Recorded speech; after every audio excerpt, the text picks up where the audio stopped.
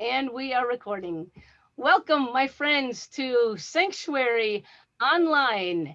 And we're welcoming you tonight. It's kind of exciting. It's our 45th segment of Sanctuary Online since we began Wow.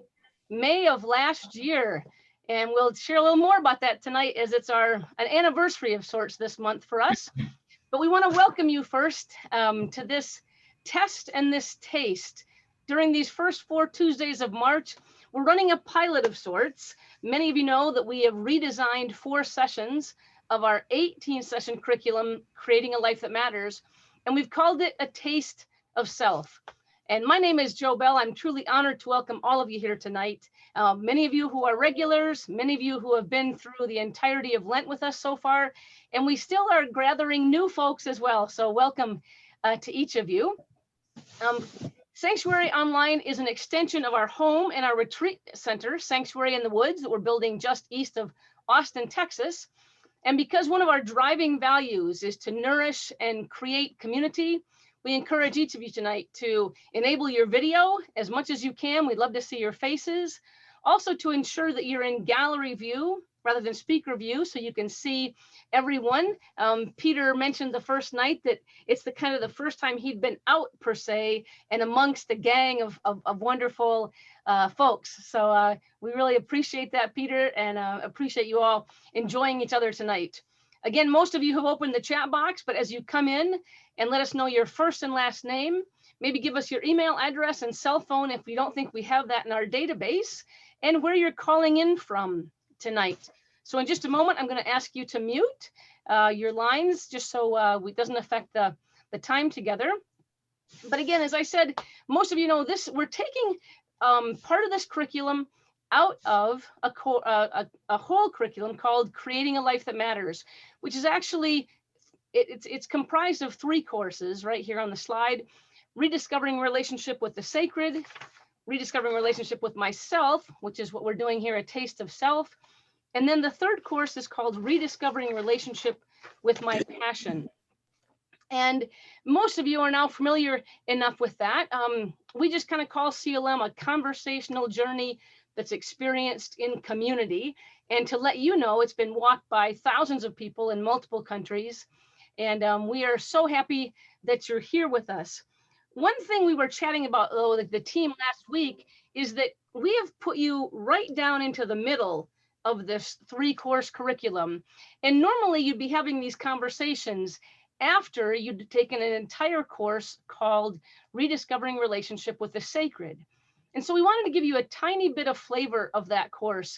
And actually, there's a quote that shapes that course that's also from the book we had you read an excerpt from last week, which is The Soul's Religion. This is The Soul's Religion, also by Thomas More. And the quote says this. It says, "It's always tempting to make God in our own image rather than the other way around. We feel the need for a certain source of security, and so we design a God tailor-made for our purposes. And then we defend this image against all others.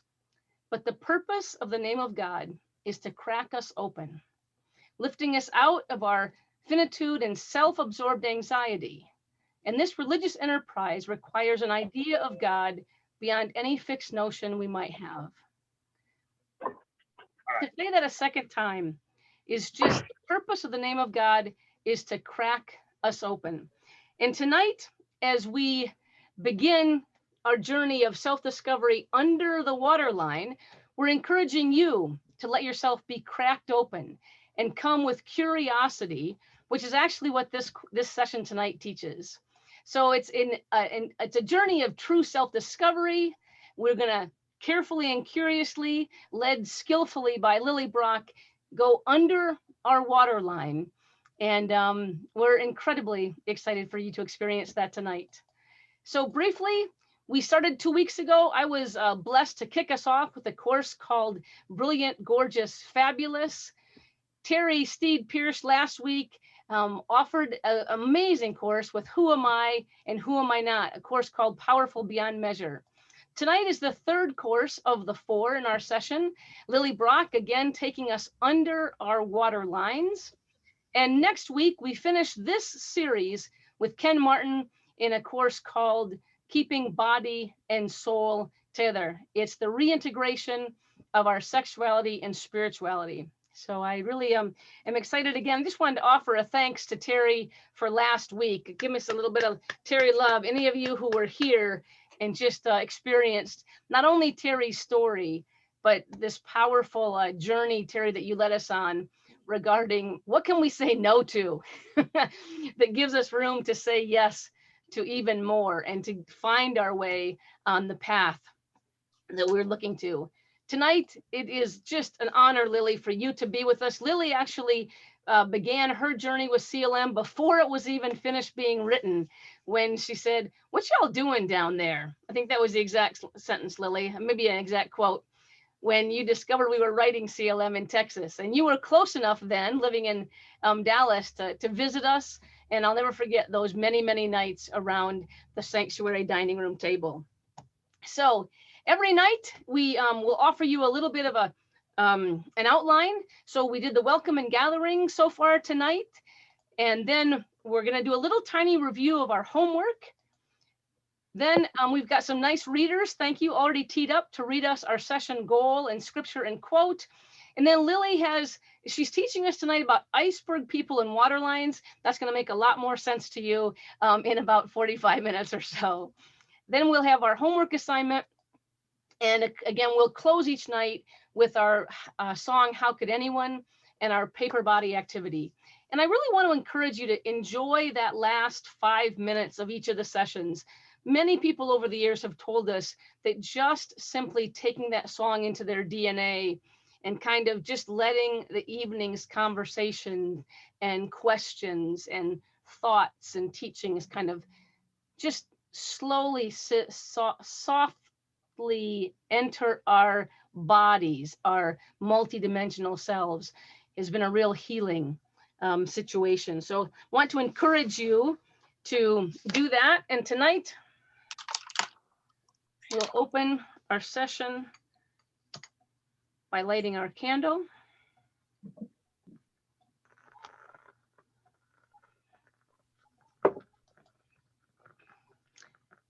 And asking a little bit here, if anybody would love to share, I'm just going to open this up kind of to you and say, we're trying to try and tie this to a values proposition. We know that asking you to fill out the social location, we might have been asking you questions that you've never actually been asked before, or you never put all the answers together before.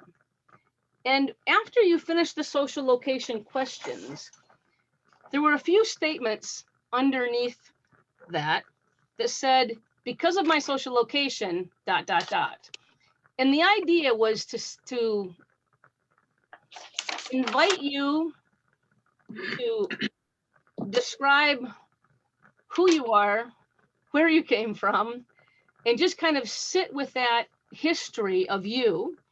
And then because of that, did any of you kind of have I guess an experience of a value that showed up for you maybe differently because you had filled out the top part of the social location exercise? Anybody at all? And I'm trying to, you can just go ahead and put your hand up there. I'm trying to see everybody tonight.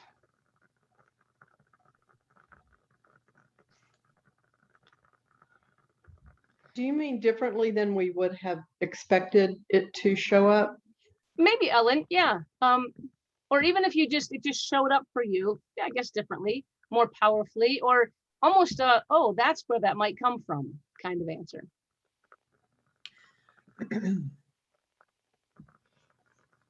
Hey, Joey. Lisa Talbot, bring it, my friend. Hey, so it was very interesting because I didn't know what to expect in opening the social location. And so then going through and filling out all of that and you know, sort of reconnecting, you know, the stuff that is, I think as I'm gaining years, you know, leave behind some of those pieces. And so probably the value, probably one of the values that came up based on all of that for me is my relationship with Bill. You know, it's just the value of the relationship, and that was That was a bit of a surprise because, you know, I value it every day, but in connection, I think that that was the difference. Yeah, thank you, Lisa. So the questions on top, a lot of the family, you know, descriptors, again, just shared the value of the family that you have been building with Bill for many, many years now. Yes. Thank you. Anybody else? Again, a value that may have shown up differently, or even you did the aha, oh, this is maybe where that value came from in my life. Kristen, unmute and bring it, hon. Yeah, so I, kind of went through the top part of this pretty quickly, and I was like, oh, facts. Fill it in, fill it in, fill it in, fill it in, fill it in. And then I was like, I read the stuff in red twice because like that must be important. And I think I had this momentum, and I read the first question I often think about, and I just wrote down the first thing that came to my mind, and I threw myself for a loop, Joe. It wasn't anything I didn't know, but I wrote it in a way I'd never phrased it even to myself before. Enough that I had to put it down, walk away, and then come back and do the rest of the questions. So I really, it kind of caught myself off guard. It's something I'm going to spend a lot more time thinking about now. And it was only in the context of those questions that I think I something got poked and came out. Yeah. Yeah. Thank you for that, Kristen. And that's honestly, then you did it. I don't really like to say this, but you did it right. You know, the Yay. questions, yeah, the facts. I almost cried. Yay. You get a little star. And I say that because the facts per se are just that. They're facts. And yet when you put them all together, and actually in class, we would go into small group and say them out loud to people. And again, we've never done that. We've never put all these things together and they're facts, but to read them all together, and then from that information, boom, what do I think about? What are some feelings I have? A couple of priorities in my life. So thank you for sharing with us again that when you do this and you spend a moment with it, it does give you a pause, right? And that's intentionally that. Thank you. Anybody else that, again, just like Kristen saying, maybe it wasn't a certain thing that popped out, just the whole thing gave you a tiny bit of pause there. Linda Leanders from Canada. Thank you, hon.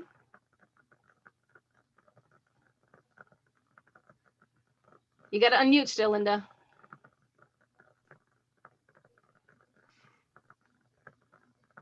Not until you asked this question did I realize that something hit me differently than it ever has before. Mm. I had listed all of these things about my family and my history, and one thing that came up was that I had a bit of a scandal happen in my high school years with a minister. Mm. And then I went away to college, and there I discovered that I could fall in love with a woman. And I never returned back to Washington State because of being gay and coming from a very strict religious background. So that strict religious background came in there, and feeling very different from my siblings.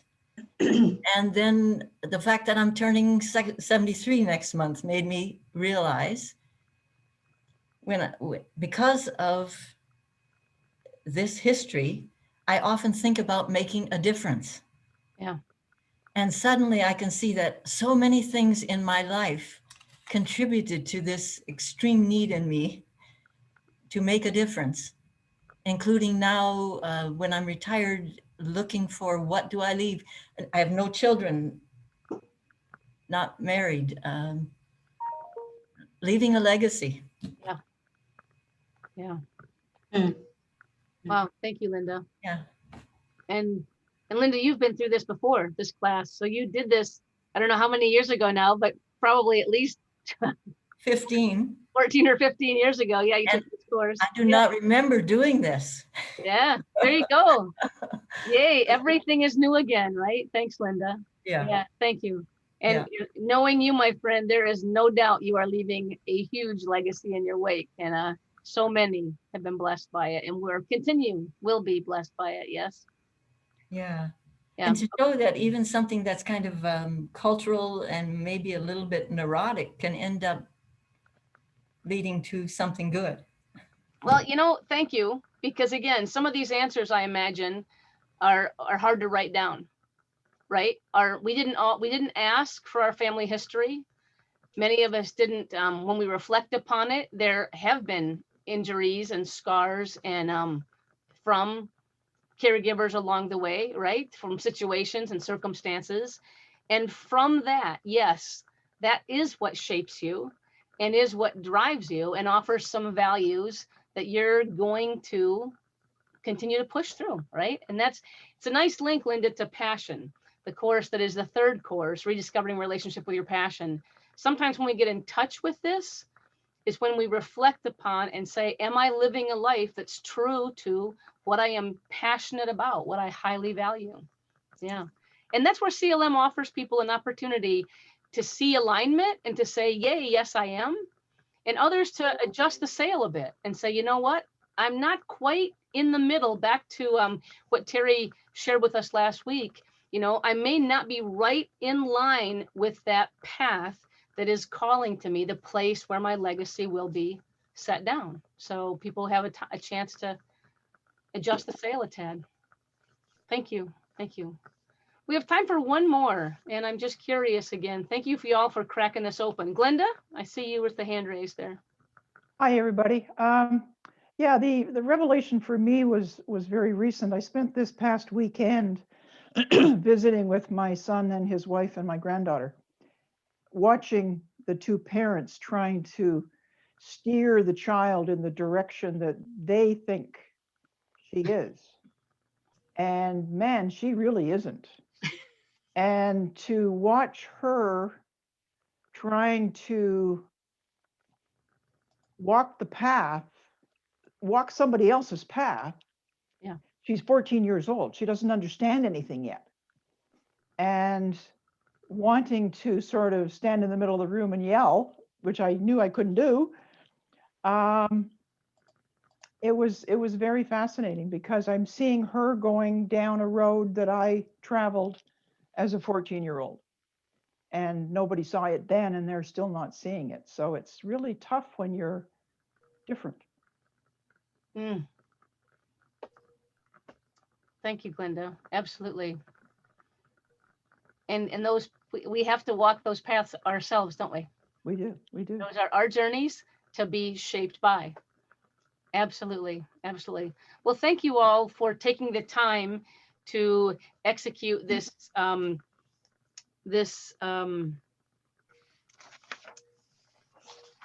social location activity a little bit differently. We weren't quite sure how it would land, and it sounds like it did its work yet again. So thank you for that. And so let's move into our class tonight's focus. And we have our goal and our scripture and quote. And Letitia, I have this up on here, the slides for me. Would you read that for us tonight?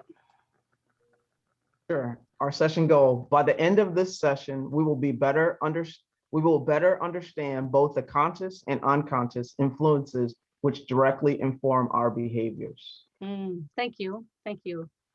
And Jesse, our scripture is a long one tonight, Jesse. I have it on 2 slides. Okay. Once, while Jesus was standing beside the lake of Gennesaret, and the crowd was pressing in on him to hear the word of God, he saw 2 boats there at the shore of the lake. The fishers had gone out of them and were washing their nets. Jesus got into one of the boats, the one belonging to Simon, and asked him to put out a little way from the shore.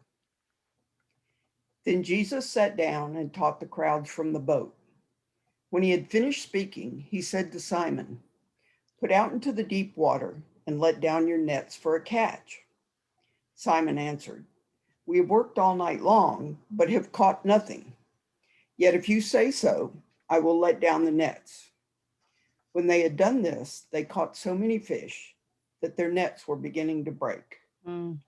chapter 5, verses 1 through 6. Thanks, Jesse. And Bonnie, our quote for the evening. The thought manifests as the word manifests as the deed develops into habit, and habit hardens into character. So watch the thought and its ways with care. And it's from the Dhammapada sayings of the Buddha. Thank you so much. And Lily, these were your folks from your church. So we say thank you for blessing us tonight and for bringing it from the South. Lily, here's the first slide. Just a little teaser for people, but I think you want me to go right into gallery view to start, right? Yes, please. Yeah, there you go. A little tease, folks, just a tiny tease. I'm trying to always give them a hint, Lily, but it's all your show. Thank you again, Lily, to be here tonight. I am so excited to sit and be a student of yours one more time. Thanks, Joe. Well, hello, everybody. I'm so glad all of you are here again, and it's just so exciting to see people engaging in CLM. I know that many of you have engaged it in some way or in some fashion before these last few weeks, but I'm really happy that you're doing it again. And for all of you who are just tipping your toe in it for the first time, I hope you're beginning to see what a deep wealth of wonder that creating a life that matters is. So stay with it and keep it on your radar so that as you see more and more of it and an opportunity to engage it more later in the year, you'll be sure to take part in that. I am so excited about this session because I've had the good fortune to teach it many times, but there's something different about doing this when we're inside a pandemic year. Hopefully seeing the light at the end of that tunnel and yet still trying to find our way and trying to imagine when you hear this learning, what would you do with it if you think about it in terms of this pandemic? So I'm excited to be teaching it tonight. You've been sharing some of your ideas and awarenesses about the social location. And Joe was asking a question about the values that have settled into your system because of your social location and trying to keep, I hope you'll keep thinking about that because that's not necessarily something that you have an answer for overnight, but as you keep thinking about it, and I hope you'll hold on to it. I want to tell you quickly that the first time I did my social location, I had a lot of awarenesses. And then when I saw it again as part of CLM, I had a huge awareness, which was that my social location had formed the values I had around my spiritual location. Wow. And it told me a lot about how I was going to have to shift my spiritual location and that I couldn't always stay tied to where my social location was and what had formed me in my life. So I think it has great power if you can stay with it. So tonight we're going to talk about icebergs.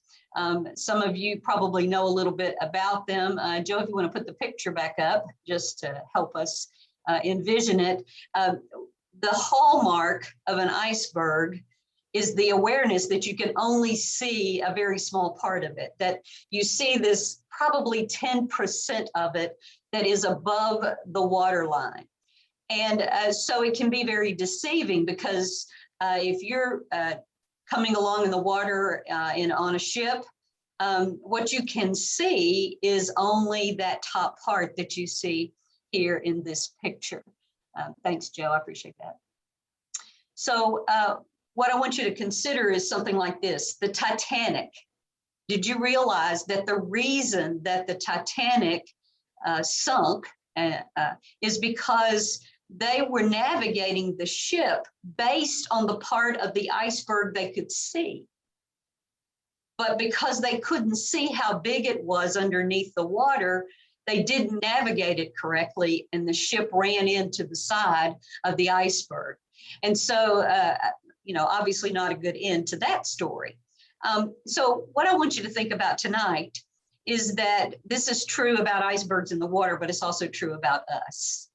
That we can see some things about each other and about ourselves, and then there's an awful lot that's hidden under the water. And so I want to invite us tonight to explore that and to look at it a little more seriously. You know, a lot happens with us that is unconscious. Would you all agree? You know, I've thought for a long time that we're all actually walking around unconscious. Because if you think about all the things that are happening in our system that we are not consciously aware of, then we have to be willing to own the idea that a whole lot of unconscious things are driving us and that we are just not aware of them. I want to give you one little snippet into that. They tell us that we take in 1 million bits of information every second. That's a lot, right? That we're taking all that in, and that at any given second, you and I can only consciously be aware of 5 to 9 things. So you can see that an awful lot of things are happening in us that are unconscious. So tonight, I think my goal is to help us decide that we are willing to bring what is unconscious into consciousness about a few things anyway. If we can bring them to consciousness, they can teach us and we can become a lot more aware. So let's be intentional tonight about bringing some things to awareness, even if some of them are a little painful. It's still better to be run by conscious pain than to be run by unconscious pain. So I'll invite you to that particular story in this lesson. So we're going to learn about water lines. So here's the idea, and then we'll put up a slide. The idea is that you and I have just like a glacier. And so I want you to just envision it, since you're looking at me, as something that is from the neck up.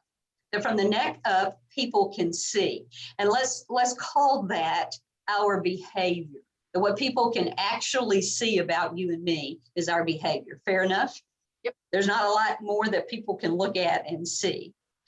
And what we want to explore tonight is what's beneath that. What is driving the behavior that other people can see? Does it make sense to you that if we could become more acquainted with what's driving our behavior, then we have a lot more opportunity to be in charge of how our behavior happens and what it comes out like. So if you'll put up the slide now, let's take a look at this. I want to show you how it works. And what you can start bringing to consciousness. So this is an iceberg person. And so what you see above the little water line there is our behavior. So we can put that in. There we go. All right, so that's what we can all see. Now, the question is, what's underneath that is driving that behavior? It doesn't come out of nowhere. It comes from somewhere. So the next piece, if you'll put that up, Joe, is our thoughts and feelings. So that's often under the water line that people can't see, but it's a filter that is happening inside of us. And then beneath that are our priorities and values. Now you're starting to see some of the social location pieces. So our priorities and values, another filter in terms of what drives our behavior. And then finally, there are our needs, our met and our unmet needs. So what I want you to think about, and we're going to work with it in just a few minutes, is this whole idea of if I have a deep unmet need in my life, that unmet need drives my priorities and my values, it drives my thoughts and my feelings, and then it creates behaviors in me. Often behaviors that I even don't have any idea where those behaviors came from. And so this exploration into what are my unmet needs is a worthy exploration. And so we're going to do a little bit of that tonight. So I want to give you a couple of examples and hope that that will be helpful. You can take the slide down now for just a second. I want to bring us back to the scripture that Jesse read for us, because I want to point out something to you. The story is that the fishermen were fishing, and they were not yet Jesus' disciples, and Jesus came along, And the fishermen were very frustrated, and they had been fishing all night and not caught anything. So that's why they were frustrated. And so Jesus wanted to borrow one of their boats so that he could go out into the water and teach the people who were on the beach. And then after he was finished teaching, he said, hey, put your nets back in the water. And they really resisted that. They were tired. They wanted to go home. They didn't want to do that. But they did decide to go put their nets back into the water. And when they did, the nets were full of fish. It almost broke them. They were so full.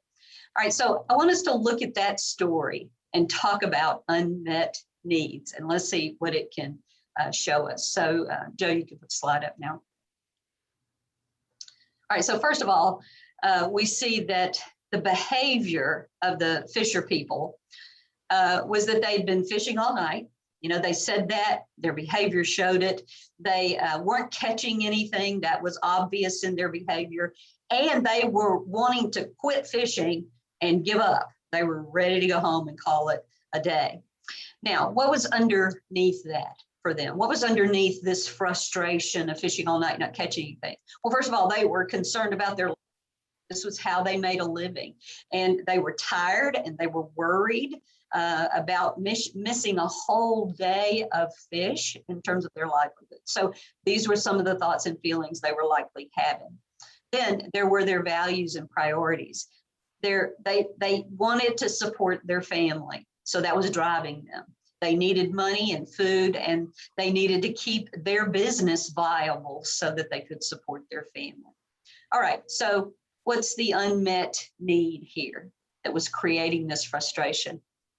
A whole day without any fish, therefore lost money, reputation, and food. So there's a deep unmet need just from one day of not having the fishing go well. Okay, thanks, Joe. You can take that down.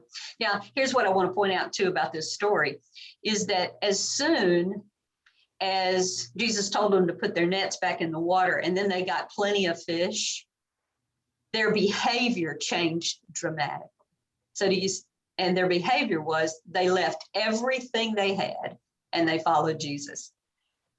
A pretty big switch just because Jesus met the unmet need, which was to give them fish. And so they left everything and followed him. So this is a really crazy good story about the power of a met need inside of us. Okay, a second example, I'll give you as my own story. Let me give you a little bit of a preface. I could almost track totally with Terry's story, Reverend Terry's story last week. I won't go through all that story about my call to ministry, but I will say this, since I was a little girl, I knew that I was called to the ministry, but I was a Southern Baptist, and little girls in the Southern Baptist church are not allowed to go down that path. However, I could do Christian education. That was something women were allowed to do. So I planned my whole life to go to seminary.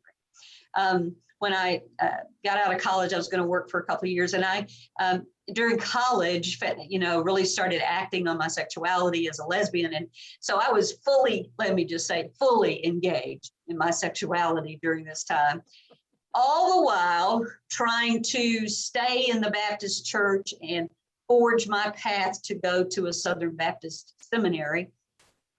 And so a day came when the pastor of the church where I attended came in. He called me into his office because the Baptist church required your local church to vote on your application to seminary. It was a requirement. You couldn't send it in without the affirmation of your congregation. And he called me in that day to say, I think that there's going to be some pushback about your application because, you're living with this woman and people kind of have a feeling about that. So that's a whole other story. But I want to show you what this looks like on my iceberg person. So you can put that up, Joe. I'll just show you my own story here.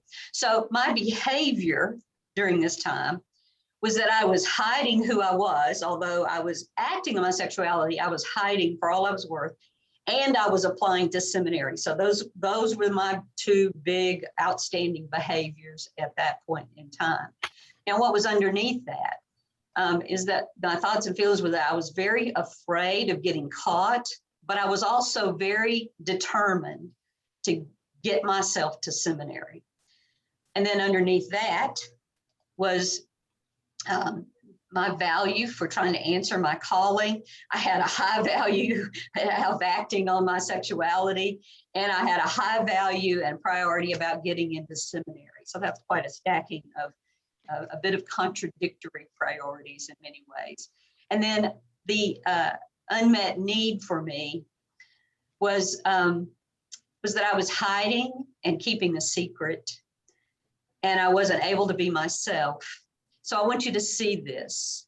What was going on with my needs is that I was wanting it both ways. I wanted to have my trip to seminary in the Baptist church, and I also wanted to engage my sexuality fully. I wanted to have it both ways. And so this was an unmet need for me. Okay, thanks, Joe. So I think the biggest point from these two stories is to see that for me, there was this behavior of and this need of wanting to have it both ways. And the truth of the matter is, there was a day when that was going to blow up, right? And it did, by the way. That's a different story. But, you know, I mean, these were things that were going to collide. And so my behavior, though, I kept on pressing to have it both ways. The fishermen, they were ready to quit. That was their behavior. And it was coming from this unmet need around their livelihood and taking care of their families. So just these two stories, I hope it gives you a little bit of an example of how this can go. Now, it's your turn to try and work on this. I want to take just a quick minute, because I think we have time, Joe, to just see if there's any question, if there's any in the chat box.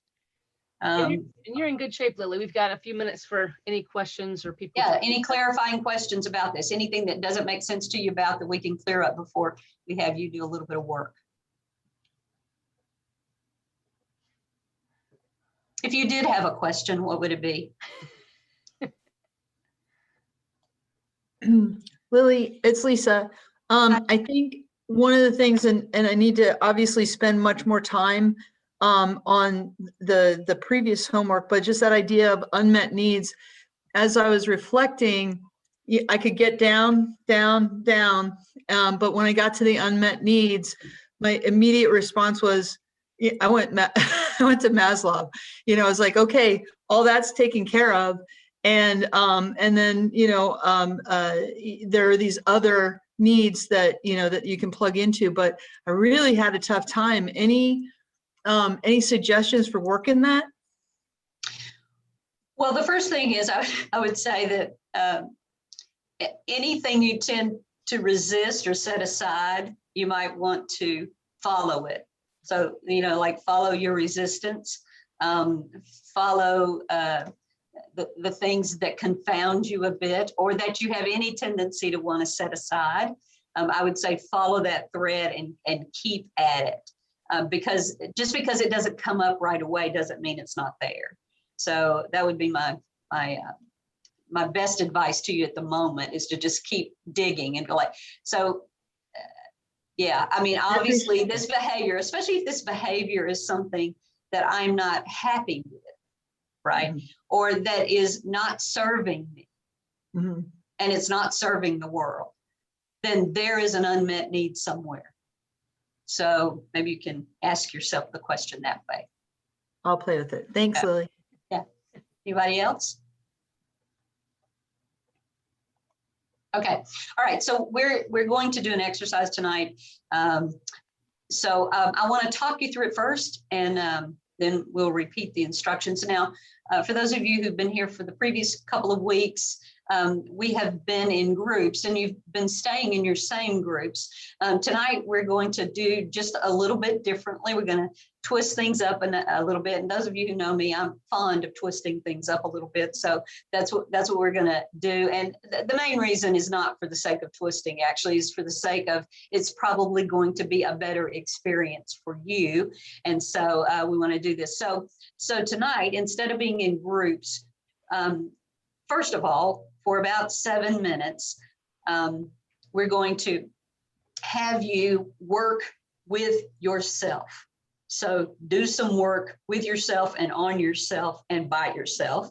We're going to play some music and just give some minutes for you to do some work. And the work is going to be for you to think about a time when maybe you wanted to quit. And that's a behavior that you can look at and follow the trail. Or maybe you were like me and you wanted to have something both ways, but that was headed down a bad path. Or maybe there's just a behavior like I was talking about with Lisa, a behavior that you're not happy about or isn't serving you and isn't serving the world, that you might want to work through and see if you can figure out what that unmet need might be. So I want you to choose one of those things, and we'll give you about 7 minutes to work on your iceberg person, trying to plot the different pieces and parts. So the priorities and values and unmet needs, all that. And then for the last 8 minutes, we're going to put you in pairs and ask you to share with each other any awarenesses you had by doing this, or to just show your iceberg person and walk people through it. And I want to stress that you're free to share only what you're comfortable sharing. Okay, you get to decide what is most comfortable for you to do.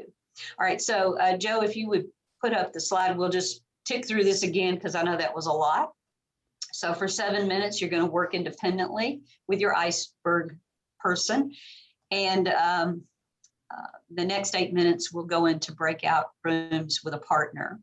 Now, when you're working alone, think of a time when your behavior was something where you wanted to quit, or you wanted to have something both ways, or you can just pick your own behavior that you might want to work on that you're not happy about or isn't serving you. It doesn't have to be perfect. And you know what? It doesn't have to be in order.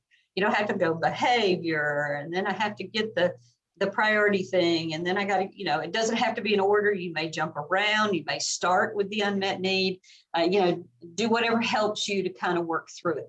But please stay with it and keep focusing and really trying to find your way through your iceberg person. I think you'll find a lot of awarenesses and insights if you stay with it.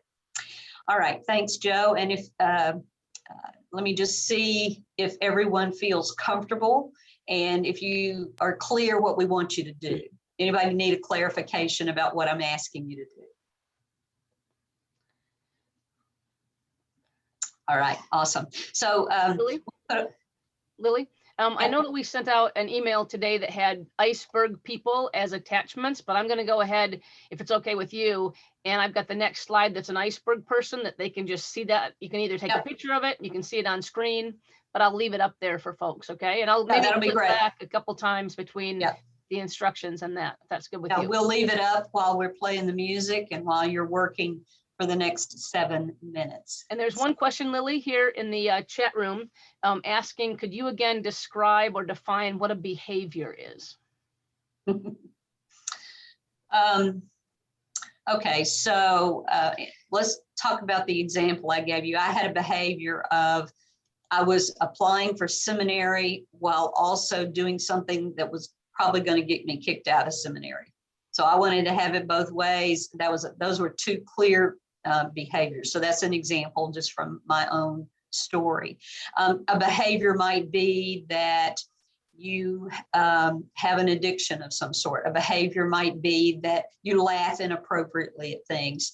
A behavior might be that you've isolated yourself from other people because of who knows what. So to sort of think about that. Maybe you have a behavior where you share too much of the time in inappropriate ways. Does that help? Whoever asked the question, did that help?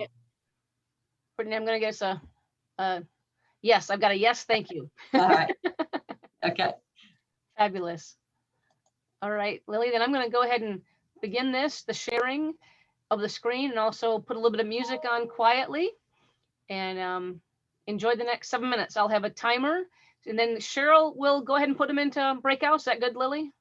Yep. Perfect. Thanks, y'all. 7 minutes. Enjoy.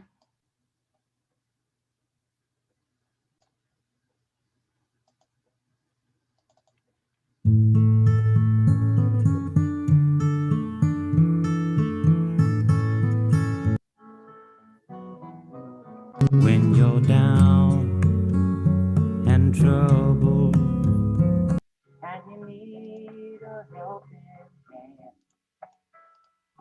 and nothing is going right. Close your eyes and think of me, and soon I will be there to brighten up even your darkest night. You just call up my name, and you know wherever I am, I'll come running. Oh yeah, babe, to see you again.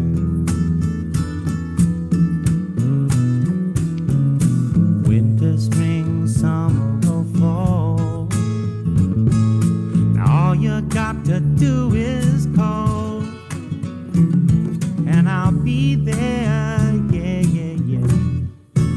You've got a friend.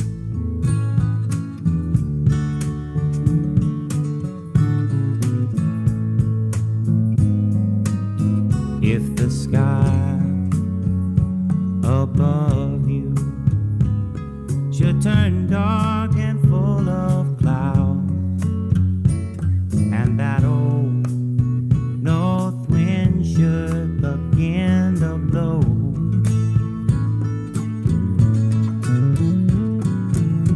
keep your head together and call my name out loud now.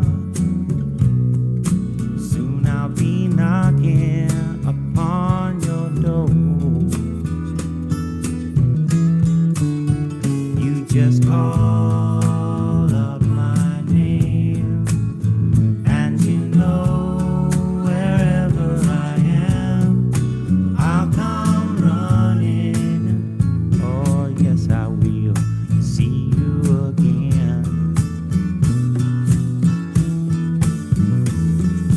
Winter, spring, summer, or fall, yeah. All you got to do is call, and I'll be there. Yeah, yeah, yeah. Hey, ain't it good to know that you've got a friend? When people can be so cold, they'll hurt you and desert you. Well, they'll take your soul if you let them. Oh yeah, but don't you let them. You just call out my name, and you know wherever I am, I'll come running to see you again. Oh baby, don't you know about winter, spring, summer, or fall? Hey, now all you've got to do is call. Lord, I'll be there. Yes, I will. You've got a friend. You've got a friend, yeah. Ain't it good to know you've got a friend? Ain't it good to know you've got a friend? Oh yeah, yeah, you've got a friend.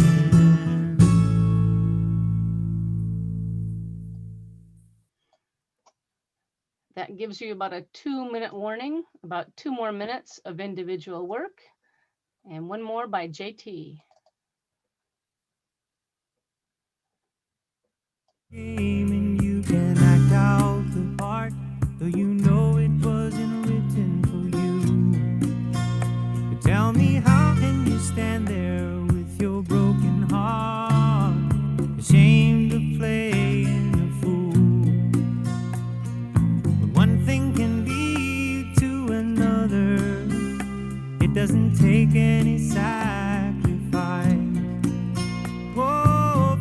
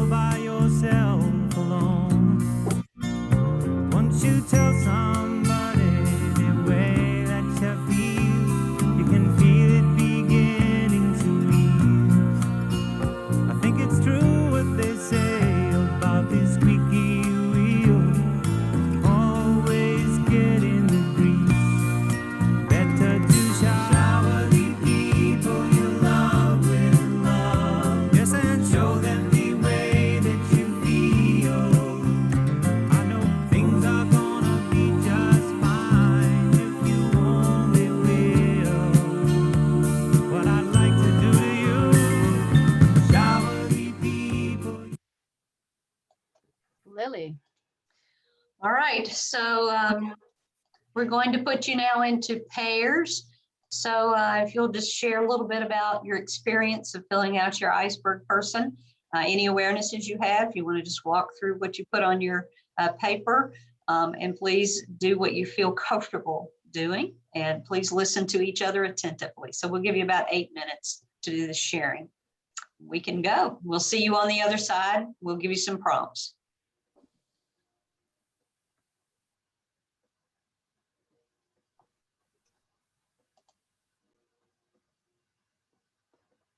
And I'm pausing the recording while they're in breakout. So we're recording your smiling faces returning tonight. We're back. All right.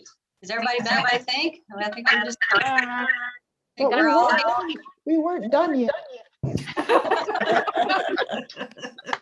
All right. We Well, were.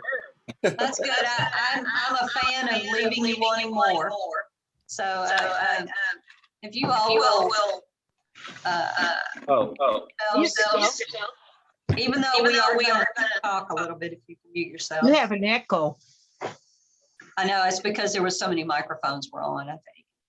Okay, that's better. All right, so I do want to debrief a little bit, have some of you share if you will. So just a few questions for us to consider. So would anybody be willing to share what you learned about unmet needs by doing this exercise and sharing and listening to your partner? Erin. Thank you, everyone. My partner Ellen suggested I share this. What was so interesting was that my behavior could look exactly the same, but it could be dependent on two different iceberg people. So in years past, my high performance achievement, all of my achievement in the past was based on feeling like I wasn't good enough. My value was to get my approval, the approval of my parents, and my unmet need was I didn't feel like I was good enough, right? Yeah. But now it's the same exact behavior, but it's exciting. It makes me feel excited. It makes me think my priority and value around it is I want to fulfill my potential on this planet. And my need is because I want to glorify God with my life. So at the end, he's like, good job. So it's like totally the same exact behavior, which is me hyper performing, but based on two different lineages. That's excellent. Yeah. Good work, Erin. And I'm just thinking to myself, it's like the approval of a different parent to glorify God. You know, I mean, that's still a, yeah, but you feel good about it and it feels like a need met as opposed to a need not met. So that's excellent. Okay. All right. Anyone else about the unmet need? Did you learn anything?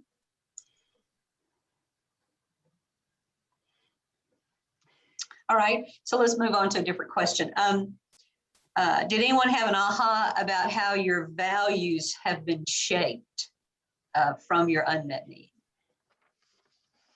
Who would be willing to share? So I see some heads shaking. Who'd be willing to share a little bit about that?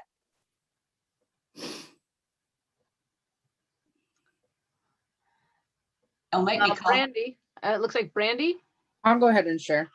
I think what I noticed about this is that my not being my true self as far as I know what my values are when it's pertaining to my family, and I know what my priorities are, but I am letting a family member go against everything that I believe in and that I value. And so now doing this, I'm looking at this, telling myself that I need to get things in line because they're not right now. And looking at this, I know my priorities, I know my morals and values, and I need to decide if I'm going to take the step and, confront this person so that my behavior will line up with everything else, or if I'm just going to continue to sit back and be the iceberg with just a little bit showing, I guess. Yeah. So Brandy, that's an excellent awareness about alignment. you know, and where you can identify you have a value, but it's still out of whack with some other things. So I would encourage you to like keep working on that unmet need, name it, to be able to name it, because that's what straightens the line. You know, that's what starts to line everything up. And get your head around the unmet need. And that's not to say that's always easy. Sometimes it's a bit elusive sometimes, because we're so used to having an unmet need that it becomes elusive to think of it as unmet. So stay with it. Stay with it. Thank you very much. Yeah, yeah. Anybody else have their hand up that I need to call on, Joe? Becky has her hand up, Lily, and she's waving it kind of aggressively. So I think that's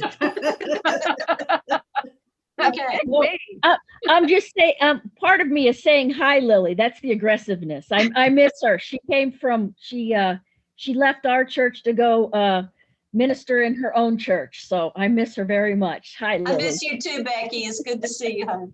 Good to see you too.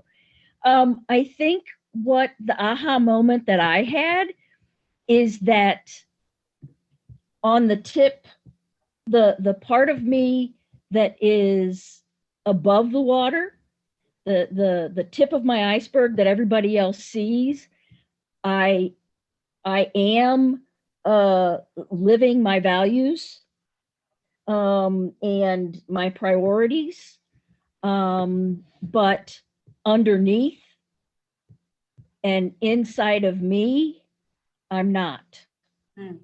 I'm living and keeping with my priorities, but maybe not necessarily the things that I value.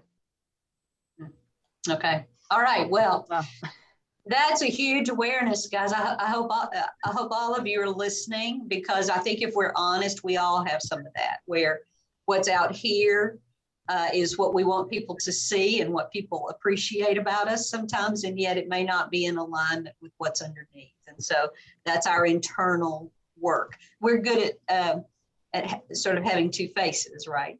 The face that's under the water and the face that's on top of the water. Yeah.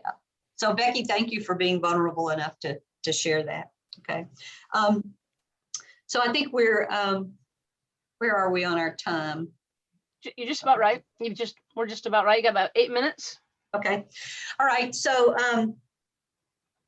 I want you to not necessarily answer this right this minute, but think about this question in terms of what did you learn about, Becky said it a little bit, but how much did you learn about what you show other people and what you don't? This has to do with, so is the line up here and this is what you show people? Is it down here and this is what you show people? Is it a little further down toward your waist? I mean, what is it that you allow people to see? So I want us to talk about the piece about iceberg people in relationship to other folks, because we are in the world with other people, right? And so, so we have to be thoughtful about what it is we let people see and what we don't. And so I want you to imagine your waterline as movable, okay? That you can move it up and down at will, all right? And so it's a great utility to have. And so I want to talk about how we use it to serve us and to serve the world better. That sometimes it's not a bad thing to keep your waterline high, right? I mean, sometimes you need to be protected. Sometimes people aren't safe. Sometimes situations are not such that you really ought to just bare your soul and lower your waterline, right? Now, the other side of that is some of us do that not for safety, but to our own detriment, all right? So we also have to think about that part. And then there's a whole idea about, so when do I pull my waterline down and I'm more open and vulnerable for people to see more of me? I don't know how many of you might be familiar with Brene Brown, but Brene Brown talks about vulnerability a lot. And she says that there is no way to vulnerability, there's no way to be courageous without being vulnerable. And she tells a story about talking to people in special forces in the armed forces and asking them the question, have you ever done anything brave or courageous in your work in special forces that didn't have vulnerability in it. And she said she'd never been able to get a single one of them to say anything other than, yes, there was always a vulnerable moment. So courage takes vulnerability, which means there are times to be courageous, we have to lower our waterline, right? So it's a little bit of a trick sometimes about, so how high should it be, or how low should it be, and how safe am I to do one or the other? I'm guessing that you can think of people in your life who could do a little work around raising their waterline, right? Have you ever walked into a room with somebody whose waterline was way too low? They were sharing way too much. You could see way, way, way too much. And it has a way of just messing up the whole room. Have you had that experience before? And you probably also had the experience of encountering someone who's so zipped up that you can't find them even if you try. You know, you feel like you're doing this, trying to even find one sliver of who they are or what they are. So these lines can be used in ways that are not very productive as well. So when we think about this, I'm going to call us back to our previous weeks of learning so we can sort of get our minds around how this fits. The first week, Joby talked to us about our different bodies, and our energetic body was one of them, where we project energy out 30 feet from our body. So if I have my waterline up high in an inappropriate way, what do you think my energy is giving off when it reaches out and touches a whole bunch of other people 30 foot outside? So just think about that. Or what if I have it way down too low and that energy is going out 30 feet, and how that washes over people? So it's not a small thing to manage our water lines appropriately.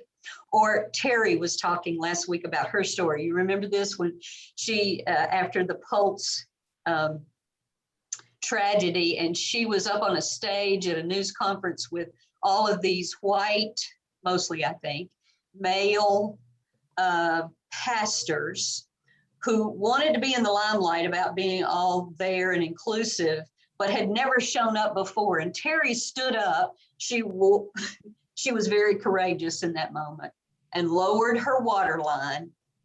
And she spoke from a deep place of value and priority, and she called them out, right?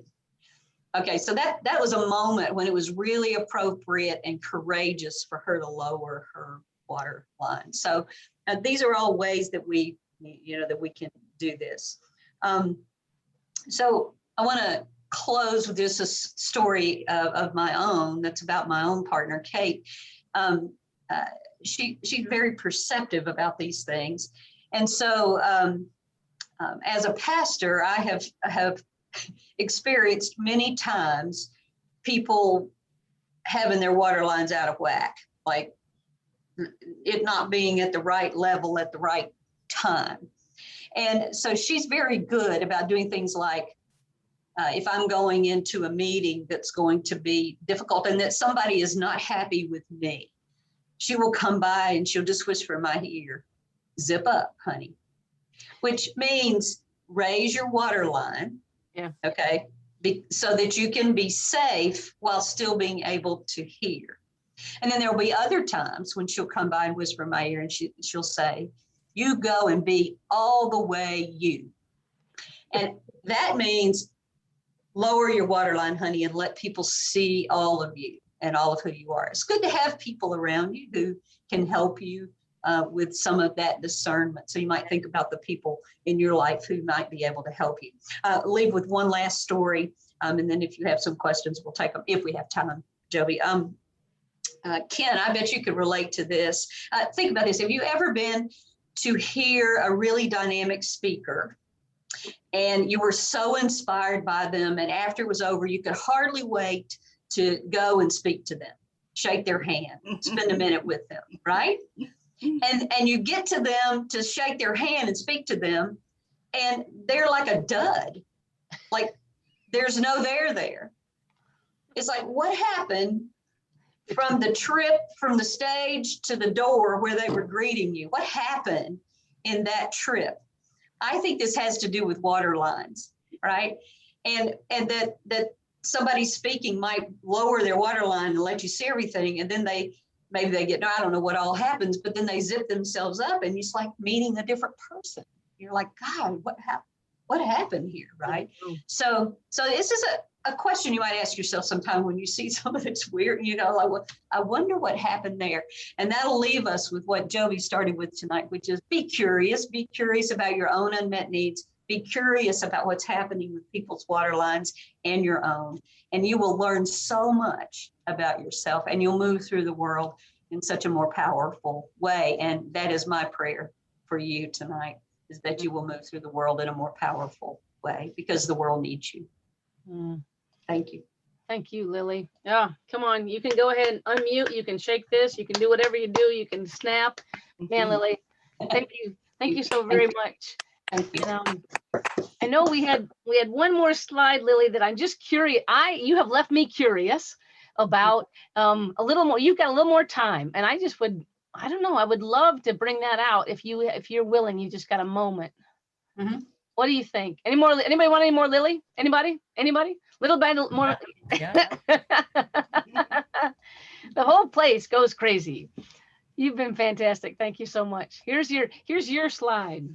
Yeah, that's right. So you can do the same exercise as you did for yourself, you know, in relationship to another. About water lines. It's a lot about what we were talking about, but realize that in relationship with anyone else, you are always dealing with their thoughts and feelings, priorities and values, and most of all, their unmet needs. Yeah. And one of the things I would say that I think can be most helpful in relationships is to be, instead of being upset with people, be curious with them. Yes. Curious about what is creating what is the behavior that is above the water line, is to be curious about it rather than judgmental or upset. If you can kind of suspend judgment and be curious, you'll find out a lot. And it makes for a much better and closer relationship. And it keeps us from doing harm to one another, is to assume that somebody's just got unmet needs. You know, it's just that simple. And it's come from lots of different places in lots of different ways. And everybody's doing the best they can. I want to say, I think this is a good place to leave, Joby, is this is another Brene Brown. I'm a big fan. And she says she asked her husband one day, do you believe that people are doing the best they can? And he said, well, I don't know. But I know that I am a much better person when I believe that they are. Yeah.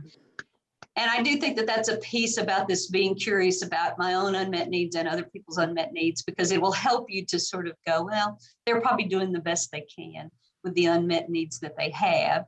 And so I'll probably respond to them and be much more compassionate with them if I do that. And I'll be more compassionate with myself as well. Yeah. Oh, wow. Thank you, Lily. I didn't know why I had to ask you that, but I had to hear that again, because I really do believe I come to the world a tad judgmentally. I think I know why someone's doing something. And when I encountered these iceberg people, I think that was the biggest teaching for me, was like you said, if I can suspend my judgment of why they're doing something and instead just clearly see this diagram in my head and go, I wonder what is driving it. And knowing, then I turn right into compassion. It just flips my switch immediately. So thank you for that. I wasn't sure why, but I felt compelled to ask you about that last slide. I needed to hear it again, right? The teacher always learns twice. Yes. Oh, so, at least. Yeah. Thank you. Thank you so much, Lily, for blessing us with that. And I've got some good homework for y'all. So I will put my screen up here again, and we will be sending you a few of these in our regular email that we send out Thursday or Friday. We're going to try and get that email out to you a little bit earlier this week, and we'll send you some pictures of individual iceberg people and these iceberg people in relationship, just because they can't stop teaching us, you know, if you work them. And you can work them like Aaron, you did one side and the other. You can go up and down. Just God bless them. So we're going to have you just practice with iceberg people, right? And this will be a little bit of the homework is just taking a look at you, maybe others, maybe you in relationship with other. And it's interesting when you ask another person what they think about a behavior, or, you know, if again, depending on how much you're willing to lower your waterline, like Lily said, and be vulnerable, these iceberg people can teach us quite a bit about ourselves. We always encourage you to go there first. They can also teach you about another and the relationship that you two hold. So many folks who love us sometimes know a lot more about us than we know about ourselves, that shadow side, right? And they can bring that up. So a little bit of homework there, and we'll send that on to you, of course, in an email. Also, next Tuesday is the 4th of 4. We're finishing this series of A Taste of Self, and we're actually, I know, we're booting the book club off the last week of the month this month because it's time for Seder. And Sanctuary, we have been having Seder at Sanctuary since 2017. We've written our own Haggadah, and we have this wonderful shared meal. And to be very honest with you, last year, Seder was in April. I'm trying to think when Easter falls. Either way, we went on lockdown in Austin, and we said, well, what do we do? And we went online before we knew how to go online. I will just tell you that it was a significant cluster. We learned a lot that night, but we now at Sanctuary Online believe that night was the birthplace of Sanctuary Online, of CLM going online. So we want to invite you all back Tuesday, March 30th. So not next week, but the next week. We'll have Seder, and then you book club people, we love you. So there are going to be 2 book clubs in April. March book club will be the first week of April, and April book club will be the last week of April. So we'll get that schedule out to you as well. We want to invite you, and we will be sending out our Haggadah so you can follow along and enjoy the meal. If you've had Seder before, yay, come on and enjoy ours. If you've never attended a Seder, we encourage you to come as well. So that's going to be an exciting time in 2 weeks. And tonight, Lily, do you want to lift this one up? This is the, we're going to do a paper body exercise, which we've done each week. Once again, we've sent you a paper body. On the other hand, as we saw last week that Terry showed, you can draw your own. This is all up to you. We just wanted to make it kind of easy and efficient. So we have this paper body here. But there's something special tonight, and I, of course, have animation for that. Oops, hold on, I did an even better job. Hold on, I got better animation than that. Ready? Oh. Yeah, give me some, oh, that's beautiful.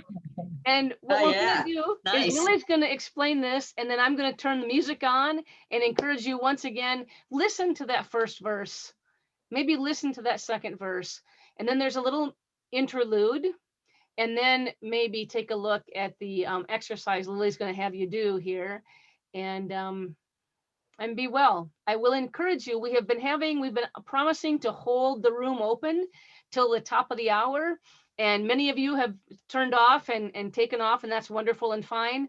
Those of you that have stayed, there has been some enlightened storytelling, quite a bit of laughter, and even some breakthrough and some tears. So if you have time to hang around and you want to hang around, we encourage you. I turn the recording off.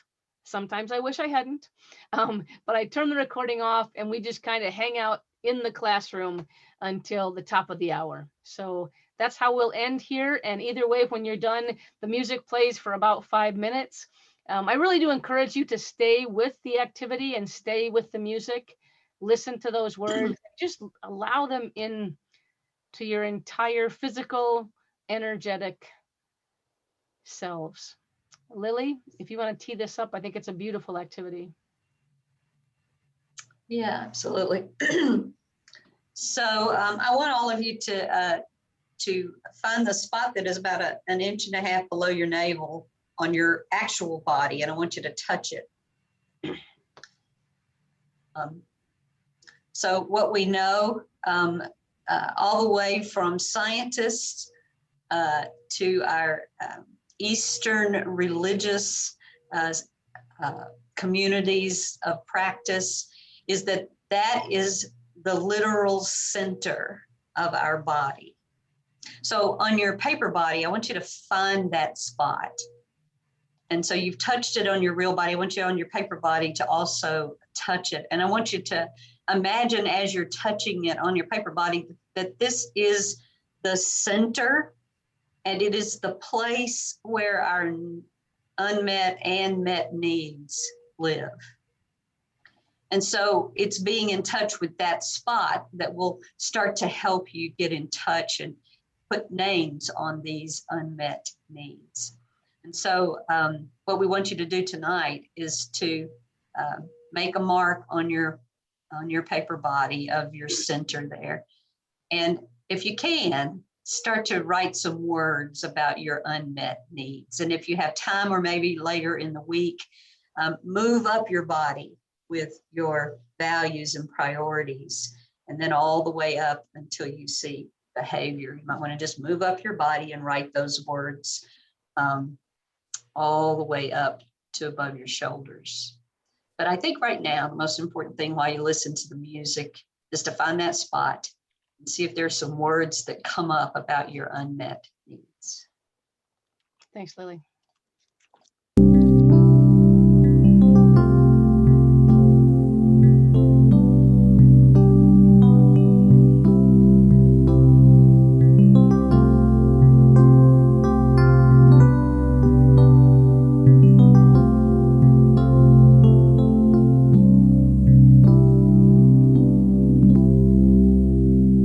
How could anyone ever tell you